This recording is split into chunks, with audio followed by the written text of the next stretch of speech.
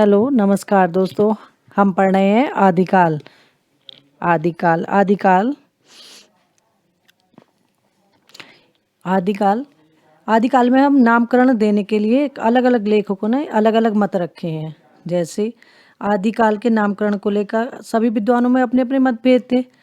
इसमें विद्वानों में जैसे मिश्र बंधुओं ने आदिकाल को क्या नाम दिया? आरंभिक काल। ग्रेयर्सन ने आरंभिक काल को क्या कहा? चारण काल। रामचंद्र शुक्ल ने वीरगाथा काल। हजारी प्रसाद द्विवेदी ने आदिकाल। राहुल सांस्कृतायन ने सिद्ध सामंत काल। डॉक्टर रमाशंकर रसाल ने जयकाल। मोहन अवस्थी ने आधार काल कहा है। इसी तरह अलग अलग विद्वानों ने अपने अपने मत दिए कि किसने किसको आदिकाल को क्या क्या नाम माना।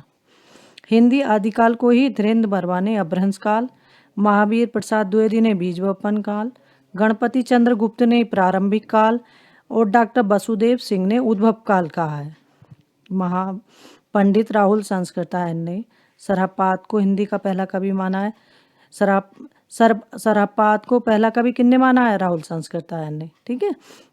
सरहप्पा की रचनाओं का संपादन राहुल सांस्कृतायन ने किसमें किया है? दोहा कोश नाम से किया है। किस नाम से किया है? दोहा कोश नाम से किया है। शिव सिंह सेंगर ने पुष्य या पुंड को शिव सिंह सेंगर ने किसको माना है? पुष्य या पुंड को हिंदी का पहला कवि माना है। ठीक है, आगे देखते हैं। डॉक्टर गणपति चंद्र ने शालिभद्र सूरी को हिंदी का पहला कवि माना है। गणपति चंद्र गुप्त ने किसको माना है? शालिभद्र सूरी को। रामकुमार वर्मा ने स्वयंभू को हिंदी का प्रथम कवि माना है। स्वयंभू को प्रथम कवि किसने माना है? रामकुमार वर्मा ने। देवसेन कृत श्रवाकाचार हिंदी की प्रथम साहित्यिक रचना है। हिंदी की पहली रचना किसे माना जाता है? श्रवाकाचार को। ठीक है। सिद्ध कवियों की संख्या कितनी मानी गई है? 84। सिद्ध संख्या कितनी मानी गई है? 84। सिद्धों का संबंध बौद्ध धर्म की वज्रयान या महायान शाखा से था। कौन सी शाखा से था? वज्रयान या सहजयान शाखा से। ठीक है। प्रथम सिद्ध सरहप्पा सहज जीवन पर बहुत अधिक बल देते थे। इन्होंने सहजयान का प्रवर्तक किया। सिद्ध कवियों ने नैरात्य, भावना, कायायोग, सहज, शून्य तथा समाधि की विभिन्न अवस्थाओं का वर्णन किया और वर्णाश्रम व्यवस्था पर भी प्रहार किया। ठीक।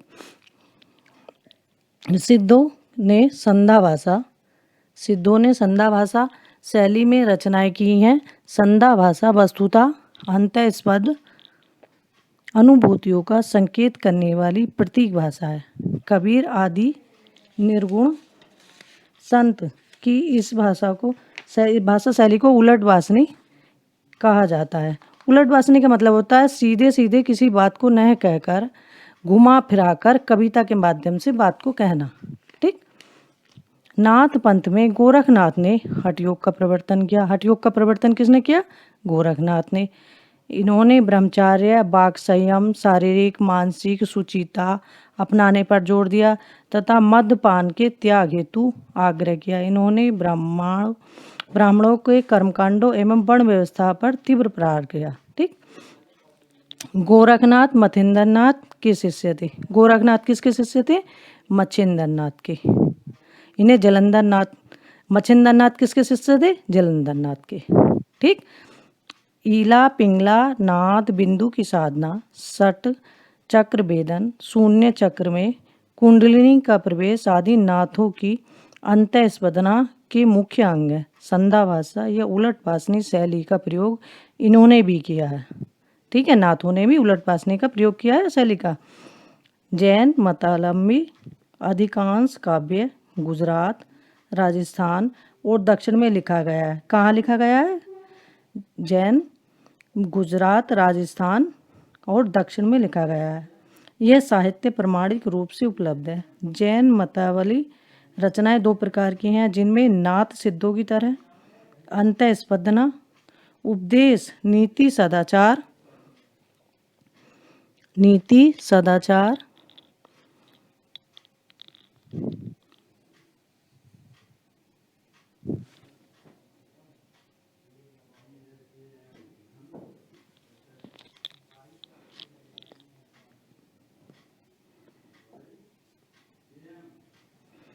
नाथ बिंदु, षटकोण, शून्य,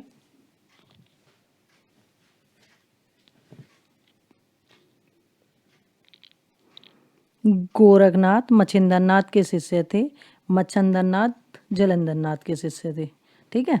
ईला पिंगला, नाथ बिंदु की साधना, षट चक्र वेदन, शून्य चक्र में कुंडली का प्रवेश आदि नाथों की अंतःस्पंदना के मुख्य अंग है। संध्या भाषा या उलट भाषणी शैली का प्रयोग इन्होंने भी किया।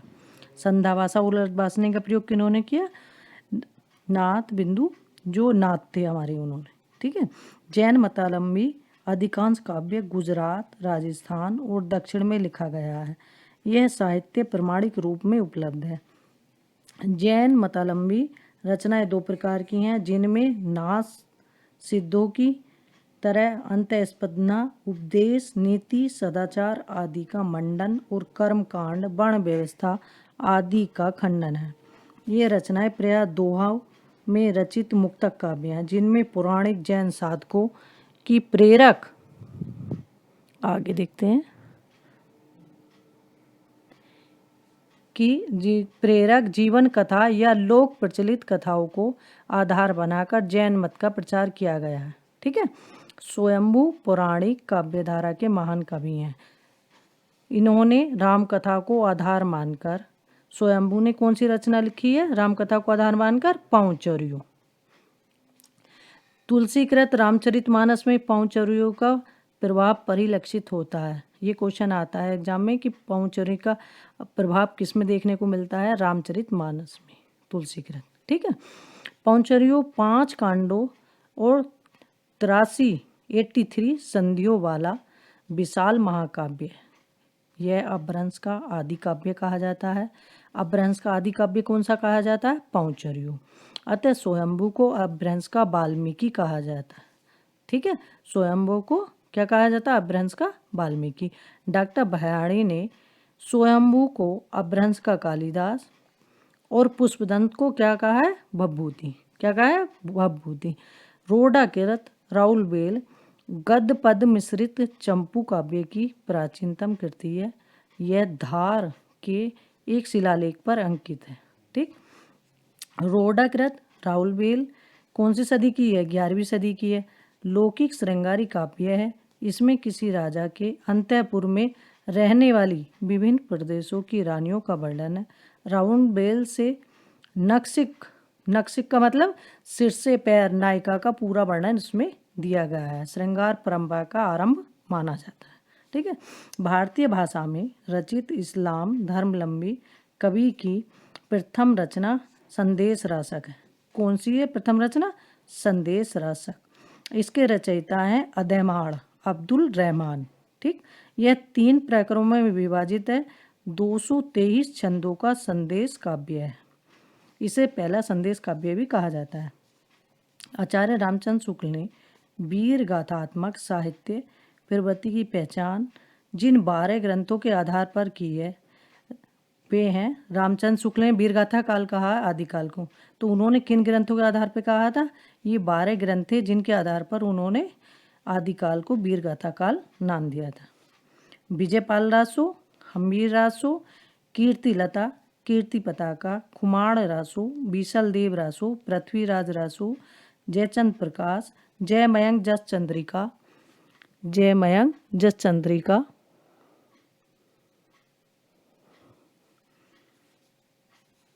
परमाल रासो, खुसरो की पहेलियाँ, विद्यापति की पदावली। विद्यापति की रचनाएं कीर्तिलता, कीर्तिपता का पदावली और नरपति नल्लाकृत बीसल देव रासो प्रमाणिक रूप से उपलब्ध हैं। विद्यापति ने कुल 14 ग्रंथों की रचना की। विद्यापति ने कितने ग्रंथों की रचना की? 14 ग्रंथों की, जिसमें से 11 संस्कृत में है। उनके संस्कृत में कितने हैं? 11। 2 अबहट्ट में है तथा 1 मैथिली में है। विद्यापति को मैथिल कोकिल भी कहते हैं। विद्यापति को मैथिल कोकिल, कवि शेखर, अभिनव जयदेव, कवि रंजक, कवि कंठाहार आदि नामों से विद्यापति को बुलाते हैं। ठीक है। विद्यापति की अपनी रचना कीर्तिलता को कहाड़ी कहा है। कहाड़ी। विद्यापति ने कौन सी रचना को कहाड़ी कहा है अपनी? कीर्ति लता को। ठीक है, आगे देखते हैं।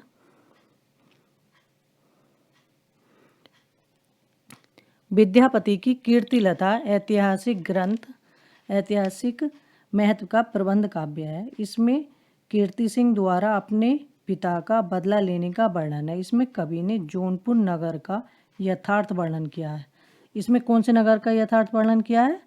जौनपुर नगर का। कीर्ति पताका अभी तक सूचना मात्र है। ये कोई लिखित, इस कीर्ति पताका लिखित में नहीं है, केवल एक सूचना मात्र है। पदावली विद्यापति के यश का आधार है। विद्यापति के यश का आधार क्या है? एग्जाम में पूछा जाता है कि विद्यापति के यश का आधार क्या है, तो वो पदावली है। ठीक है, इसमें राधा कृष्ण के लौकिक प्रेम का वर्णन है। कवि का मन वह संधि का चित्रण करने में विशेष रूप से रमा है। कैसे रमा है? विशेष रूप से। विद्यापति की पदावली भक्तिपरक रचना, भक्तिपरक रचना या श्रृंगार, इस बात का लेकर काफी विवादास्पद है। विद्यापति की पदावली में प्रार्थना और नगरी के अंतर्गत पदों में दुर्गा, गंगा, जानकी, शिव, कृष्ण और आराधना गीत हैं। अतः कुछ विद्वान इन्हें भक्त कवि मानते हैं। आचार्य रामचंद्र शुक्ल के अनुसार विद्यापति के पद अधिकतम श्रृंगार के ही हैं। रामचंद्र शुक्ल मानते हैं कि विद्यापति के ज़्यादातर जो पद हैं वो श्रृंगार के ही हैं, जिसमें नायिका और नायक राधा कृष्ण हैं। विद्यापति को कृष्ण भक्तों की परंपरा में नहीं समझना चाहिए। मिथिला में विद्यापति को कोई वैष्णव कवि नहीं। बंगाल में विद्यापति को लोग वैष्णव भक्त कवि मानते हैं। ठीक है, बीसलदेव रासों में शाकंभरी नरेश बीसलदेव और भोज परमार की पुत्री राजमती के विवाह, वियोग और पुनर्मिलन का वर्णन है। ये प्रधानतः श्रृंगार काव्य है। कैसा काव्य है? श्रृंगारी काव्य। ज़्यादातर एग्जामों में पूछा जाता है कि श्रृंगारी काव्य कौन सा है हमारा, तो जैसे बीसलदेव है, और तो वीर गाथात्मक है ना। हिंदी काव्य में प्रयुक्त होने वाला 12 मासा वर्णन सर्वप्रथम कौन से काव्य में मिलता है? बीसलदेव रासों में। हमीर रासों जयचंद्र प्रकाश और जयमयंक जस चंद्रिका उपलब्ध नहीं है। हमीर विषय एक पद प्राकृत पेंगलम में अवश्य मिलता है। जानकी कृत परमार लासो अल्लाह के रूप में ही पहचाना जाता है। जगनिक। ठीक है, अल्लाह एक प्रकार का लोकगीत है जो विभिन्न क्षेत्रों में विभिन्न रूपों में गाया जाता है। जो हमारा आला उदर की इसमें कहानी दे रखी है, जो जगनिक की परमार लासो, इसे आल्हा खंड के नाम से भी जाना जाता है। और इसे ज़्यादातर कब गाया जाता है? इसे वर्षा ऋतु में गाया जाता है। ये बुंदेलखंड का प्रसिद्ध लोकगीत है। ठीक है, खुमार लासो के रचयिता दलपति विजय हैं। कौन है खुमार लासो के रचयिता? दलपति विजय। इसमें 9वीं सदी के खुमार के युद्ध का वर्णन है। इसमें मेवाड़ के परवर्ती शासकों जैसे महाराणा प्रताप सिंह और राजा सिंह का वर्णन है। इसमें प्रतीत होता है कि यह रचना 17वीं सदी के आसपास की है। लगभग कब की है? 17वीं सदी के आसपास की। पृथ्वीराज रासो हिंदी का प्रथम महाकाव्य है। ये क्वेश्चन पूछा जाता है एग्जाम में कि हिंदी का प्रथम महाकाव्य कौन सा है, तो हमारा कौन सा है? पृथ्वीराज रासो। इसके रचयिता चंद्रबरदाई हैं। पृथ्वीराज चौहान के अंतः संग रंग का आते हैं। थैंक यू दोस्तों वीडियो देखने के लिए।